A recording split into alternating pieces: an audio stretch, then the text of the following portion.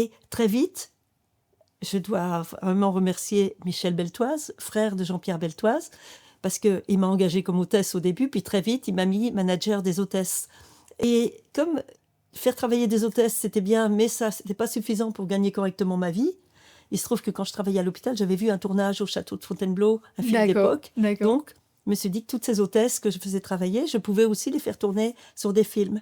Et j'ai fait le porte-à-porte des productions, j'ai commencé comme ça. Bah ouais, mais le culot, hein, beaucoup tellement de ressources intérieures. Tout ce Oui.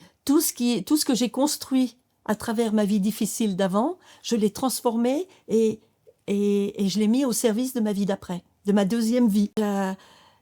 J'osais tout, j'avais rien à perdre, tout à gagner, j'osais tout. Donc quand j'ai commencé dans le cinéma, mes premiers castings, on me proposait ce que les autres voulaient pas faire, ne savaient pas faire, ne pouvaient pas faire. Mais moi, j'étais capable de tout.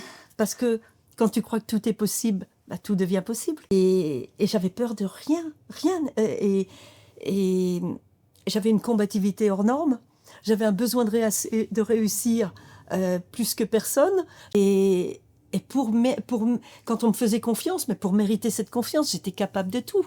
J'apprenais à une vitesse incroyable et j'avais pas peur de l'humiliation parce que j'avais déjà tellement été humiliée aller dans un endroit pour chercher des figurants et me faire jeter, c'est pas un problème. J'étais capable, j'ai fait des décors incroyables à la figuration. Si bien que j'ai très vite eu de la notoriété. Très vite, j'étais incontournable. Très vite, j'ai fait des très gros films. Et c'est là où j'ai rencontré, pendant cette période-là, c'est là où j'ai rencontré tous les acteurs américains, tous les... C'est vrai. Ouais, Raconte, alors, ouais, c'était qui? J'ai travaillé sur un film où on faisait sauter la brasserie du Trocadéro. Avec, donc c'est là où j'ai rencontré Hervé Kettel, c'est là où j'ai rencontré des acteurs de ce niveau-là, Pierre Clémenti.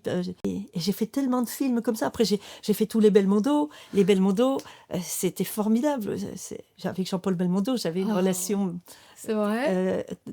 Il était très protecteur vis-à-vis de moi.